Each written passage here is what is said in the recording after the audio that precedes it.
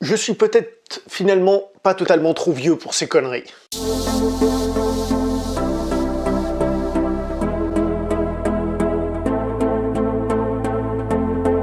Bonjour et bienvenue à toi pour cette nouvelle critique en post-projection. Il sera aujourd'hui question du film Hitman's Bodyguard, en anglais, traduit en français par Hitman and Bodyguard, les plaisirs de la langue française, réalisé par l'Australien Patrick Hughes, qui avait déjà signé Expendables numéro 3, avec dans les rôles principaux Ryan Reynolds et Samuel L. Jackson.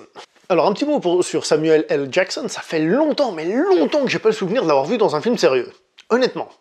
Je veux dire, Kong Skull Island, il a un rôle sérieux, mais à mon avis, il le prenait pas au sérieux lui-même, quoi. Il le surjouait, à mon avis, il s'amusait, quoi, plus qu'autre chose. Mais j'ai jamais vu un acteur autant s'amuser en faisant du cinéma. Comme ça, là, les derniers rôles qui me passent par la tête, il a fait quoi? Il a fait Kingsman, on l'avait vu il y a longtemps dans The Spirit, où il faisait aussi l'idiot, on l'a vu dans Robocop, dans le remake. C'est un acteur vraiment qui s'amuse. Et là, je me suis dit, bah, il va être encore dans le même rôle, il va encore s'amuser. Et oui, il a encore un rôle où il s'amuse.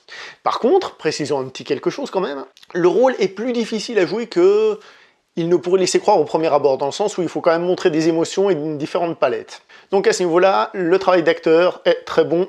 Même chose d'ailleurs pour Ryan Reynolds, qui doit aussi montrer sa palette, puisque les deux sont traités à égalité, donc il doit aussi faire preuve d'une palette assez large, et c'est très réussi, on passe du comique au plus sérieux, ou un petit peu légèrement dramatique, c'est très bien, bravo. D'ailleurs, une question sur Ryan Reynolds, je dis ça parce qu'on se posait la question avec des potes avant de voir le film. Est-ce que Ryan Reynolds a du strabisme alors? Parce que pour moi, il a légèrement les yeux qui partent un peu de côté, mais il y en a qui me disent que non. Et quand on fait des recherches sur internet, bah des fois on a des photos qui sont retouchées, etc., etc., donc on n'est pas sûr. Donc ma question, s'il y en a qui savent, est-ce qu'il a vraiment du strabisme ou c'est moi qui crois qu'il a un léger strabisme? Voilà. Sinon, nous avons aussi Elodie Yung, la française qui faisait Electra dans la série Daredevil, qui se débrouille très bien au niveau jeu d'acteur. Je la trouvais un peu... Je trouvais qu'elle n'avait pas vraiment la carrure pour faire la fliquette un peu dure, mais finalement le film le fait correctement de manière à que ça reste crédible. Donc ça va, ça passe très bien. Nous avons Salma Hayek, qui est un personnage totalement barré et super drôle. Et nous avons Gary Oldman qui fait le méchant, très très méchant. Pourquoi? Eh ben parce qu'il est méchant. Donc le film que nous avons là est un pur buddy movie. Buddy movie, pour ceux qui ne sauraient pas ce que c'est un sous-genre du film d'action, du polar, qui est sorti dans les années 80. Buddy, ça veut dire pote, donc buddy movie, les films de potes.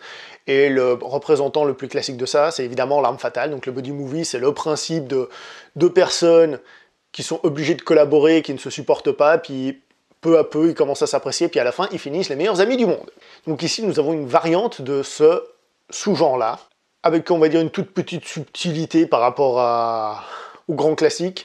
Ceux qui sont les meilleurs amis, petit quelque chose, mais bon, c'est pas non plus la révolution industrielle. Hein. L'histoire de ce film est, comme souvent dans ce genre de film-là, un prétexte. Elle n'a aucun intérêt en tant que telle, elle n'est pas intéressante, elle dégage rien. La seule chose à quoi elle sert, c'est à réunir ces deux personnes qui n'ont rien à faire ensemble pour que là, on ait les scènes comiques, les scènes d'action, etc. Donc la seule chose qu'on espère de ce genre d'histoire, c'est qu'elle ne soit pas lourde, et qu'elle prenne trop de place, qu'elle se fasse vite oublier et qu'on n'en tienne pas trop compte, et ça, à ce niveau-là, c'est réussi. Dans le sens où l'histoire, bah, elle a rien d'intéressant et elle se fait oublier. Évidemment, ça aurait été une qualité si l'histoire avait quelque chose d'intéressant en plus à apporter, et là, ça, c'est pas non plus le cas ici. Nous sommes dans une comédie d'action, donc dans une comédie d'action, il y a de l'action. Et l'action du film, elle est moyenne. Les scènes d'action sont pas extraordinaires. Il y a même une sensation de Reddit, par exemple à un moment donné on a une course-poursuite on va dire en bateau, donc voiture contre bateau, et peu après on a une course-poursuite voiture contre voiture, donc on a l'impression de voir la même scène qui se continue, quoi. Très honnêtement c'est pas très original, surtout que dans les deux scènes il y a un motard avec un casque, et on devine que c'est le même cascadeur sous le casque, donc on a vraiment l'impression de voir une espèce de doublon, et en règle générale les scènes d'action sont pas faramineuses. Et dans comédie d'action il y a aussi comédie. Et la partie comédie, elle par contre, elle est franchement réussie. Il y a beaucoup de blagues qui ne se voient pas trop venir. Plusieurs fois, j'ai été surpris à éclater de rire moi-même, à vraiment sourire et montrer mes magnifiques dents. Et la salle, parce que comme l'humour c'est quelque chose de très personnel, ben, on réagit pas tous de la même manière, la salle a plutôt bien réagi au film. La salle, en règle générale, rigolait. Alors elle ne rigolait pas à chaudes larmes, c'était pas hilarant, mais ils ont rigolé dans plusieurs endroits de la salle, ça réagissait bien. Donc côté humour, moi j'ai trouvé que c'était plutôt bien réussi, c'était un peu la bonne surprise.